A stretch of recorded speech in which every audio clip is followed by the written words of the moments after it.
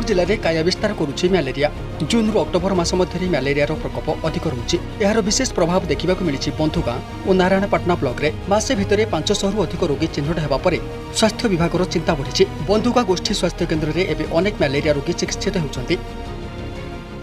म्यालेरिया पीए बाहरला एबे ट्रीटमेंट चली मोर प्राय आम काबरवाड़ी प्राय म्यालेरिया बाहर अच्छे प्राय सीरियल मु देखुची 3-4 दिन है मेडिकल आसवाटा भल ट्रीटमेंट चली ब्लड टेस्ट कला पीए बाहरला इंजेक्शन सालेन सब दिया होची ताकू नाइ कि राती ज्वर हबार नाइ कि दीदी मन आसी करी आनी कर नाइ कि मेडिकल रे नाइ कि एडमिशन करूछंती ए ब्लड परीक्षा करबारो मलेरिया भरला ता पई डॉक्टर कहछि आ राती रे भी नाइ कि रबा पई पड़बो बोली कर कहछि।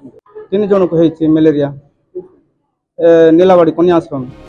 बंधुका ब्लॉक पर सर्वाधिक म्यालेरिया रोगी रही नारायणपाटना ब्लॉक रे गाँ निकटରେ ଥିବା झरणा जंगल और चुआगुड़िक मशा वंश वृद्धि पाଉଛି। फल वर्षा दिन में म्यालेरिया आक्रांतक संख्या बढ़ुଛି।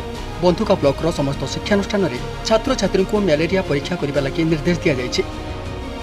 सीरीगुड़ा रही बंधुगा मेडिकल को और ट्रीटमेंट कले सर म्यालेरिया बाहरला इंजेक्शन देले सालान देते सर। गतकाली आम जो ग्रुप रे फाइंड आउट करूँ कि 3 जन झील जे मलेरिया पॉजिटिव बाहर बर्तमान से अवस्था बहुत बहुत भल अच्छी से बंधुगा मेडिकल काल पोस्ट थे अवस्था भी बहुत भल अच्छी आज आज सुधा से बाहरी आसवे सेपटर कुमारपुर जो फार्मासीस्ट जी अच्छा प्रपर भाव जो चिकित्सा जोगाऊँगी आम माने जो इंस्ट्रक्शन देखिए आसू कि किसी भी कहार आम मानक आगुआ आमको मैंने इनफर्मेशन देते आम एक्शन नेबे। म्यालेरिया प्रवण गाँ गुड़िक प्रति परिवार को मशारी बंटन करने सहित आईआरएस छिंचन करा जाउछि।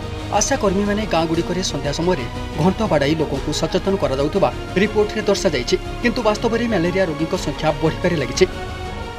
सीमांतवर्ती अंचल रोथबा अनेक गाँव रे मलेरिया व्यापी रही जा फल स्कूल छात्र छात्री आरंभ करी अनेक गाँव लोक हॉस्पिटल रे चिकित्सित होउछन्ति।